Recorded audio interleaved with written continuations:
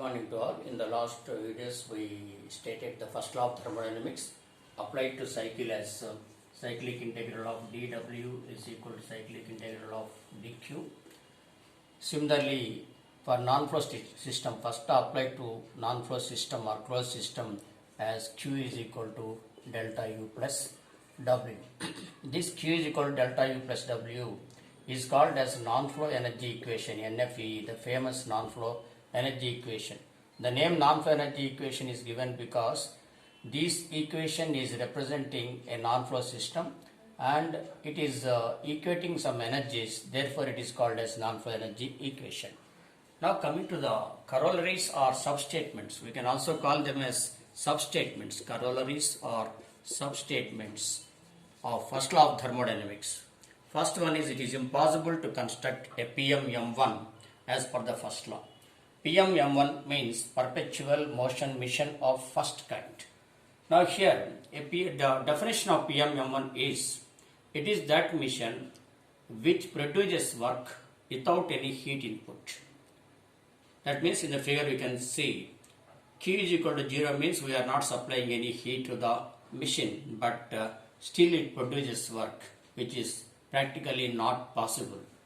According to first law, there must be some heat input, and because of that heat input we will get some work output. First, according to first law, we can say there must be heat input to the system, and from that we get some work output.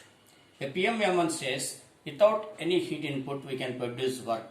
This mission is not possible to construct according to first law of thermodynamics. Hence, the first substatement or corollary is it is impossible to construct a PMM1 as per first law.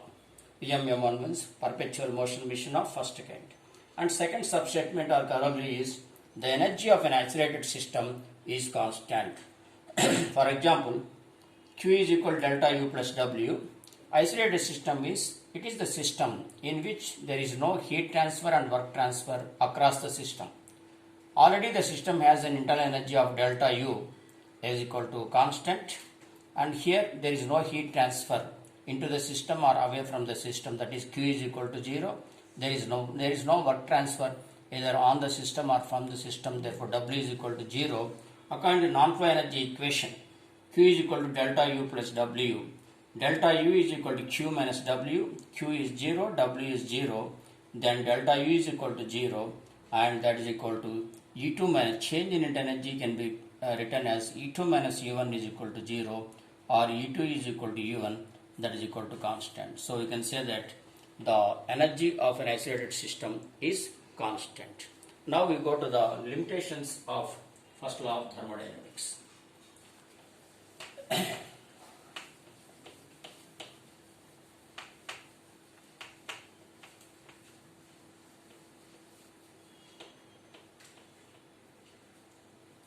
So limitations means Paramithulu limitations means. So first limitation is, first law cannot say how much amount of heat is exactly converted into work. Simply first law says that heat is converted into work and work is converted into heat. For example, it is not saying say 30 kilojoules of heat. Out of 30 kilojoules of heat, whether it is converting 20 kilojoules of heat is converted into work or 15 kilojoules of heat is converted into work, it is not clearly said by the first law of thermodynamics. Because of this, second law of thermodynamics is developed. In the second law of thermodynamics, this is clearly explained how much amount of heat can be converted into work and how much amount of heat is rejected. So first law is unable to say how much amount of heat is exactly converted into work. It is not mentioned in the first law of thermodynamics. So we can say that no mention about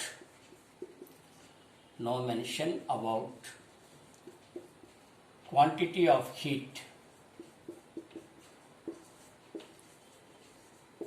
convertible into work.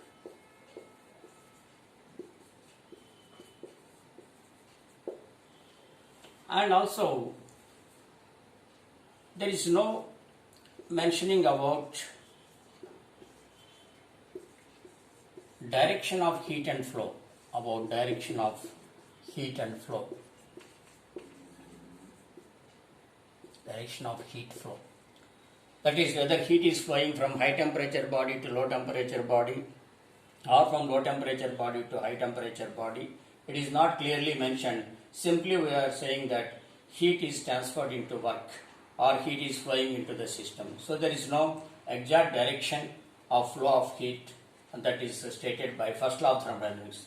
And third one is, and there is no mentioning about losses. It is not mentioning about losses such as frictional losses, transmission losses, etc. So first law is not mentioning about frictional losses, transmission losses, etc. So now this is about limitations of first law of thermodynamics. Now we can do some problems. Say there are heat transfers. Just you can note down the problems. There are heat transfers in a cycle at 4 points as Q1 is equal to 20 kilojoules, Q2 is equal to minus 15 kilojoules, and Q3 is equal to 30 kilojoules. Similarly, there are work transfers or W1 is equal to 22 kilojoules, W2 is equal to 30 kilojoules, W3 is equal to how much? So we have to calculate. So the question will be like that: calculate work transfer at point 3. Now you can say that according to first, it is just you can in the problem you can first underline cycle. So we have got some heat transfers and work transfers. So you can identify that it is first law of thermodynamics applied to a cycle. Even the learners, before going to the problem, just go for the basic concepts. What is the data given about heat and work? What about this cycle? So it is first law applied to a cycle. Therefore, according to first law applied to cycle, cyclic integral of dW is equal to cyclic integral of dQ.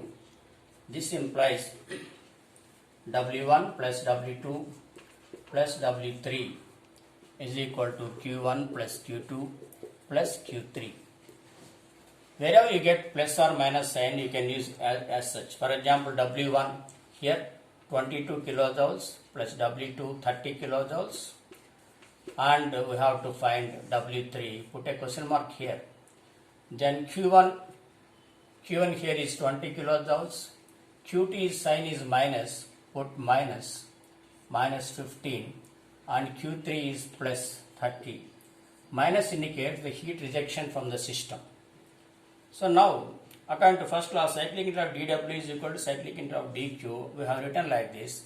Now 20 plus 32, that is 52, plus W3, that is equal to here 30 plus 20, 50, minus 15, that is 35. 30 minus 15, 15 plus 20, 35. Now W3, work at third point, is equal to 35 minus 52. So this is, we get around 17, minus 17 kilojoules. That is, work is done on the system. While negative sign indicates here, the negative sign is there. It indicates that work is done